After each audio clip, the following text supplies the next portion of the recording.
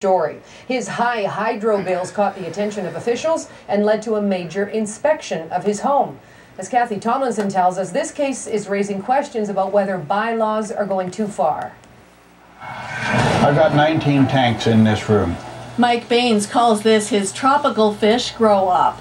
His tanks use a lot of power, so he got the attention of bylaw enforcement authorities. I felt violated. This inspection team searches homes with high power consumption, looking for marijuana grow operations, with the RCMP outside. When they asked to see Baines' place, he said sure, he had nothing to hide. When they came in here and saw no grow op, I think they should have said, "I'm sorry, Mike," turned around and walked out.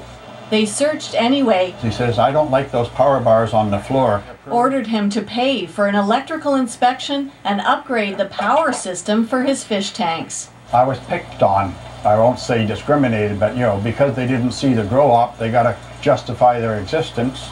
Baines is among 120 Surrey residents who don't have grow-ops but were subjected to city searches recently and ordered to do electrical upgrades. That's more than the number of grow-ops found in the same period. The grow operators are getting smarter and they're moving further away. There are an increasing number of people who are being subjected to these incredibly invasive searches who are doing nothing wrong. The BC Civil Liberties Association suggests instead of consenting to searches, people should take a stand. It's really not until they're out front of your house with the grow-op van that you realize the power and the destructive nature of these kinds of things.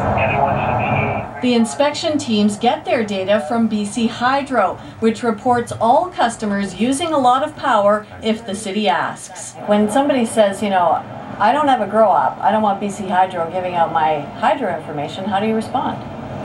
If they meet the mark of being over 3 times the average limit, the Safety Standard Act allows BC Hydro to provide that information to a requesting municipal government. The team did find 82 grow-ops last year. Almost all were dismantled, though, by the time inspectors went in, and no one was ever charged.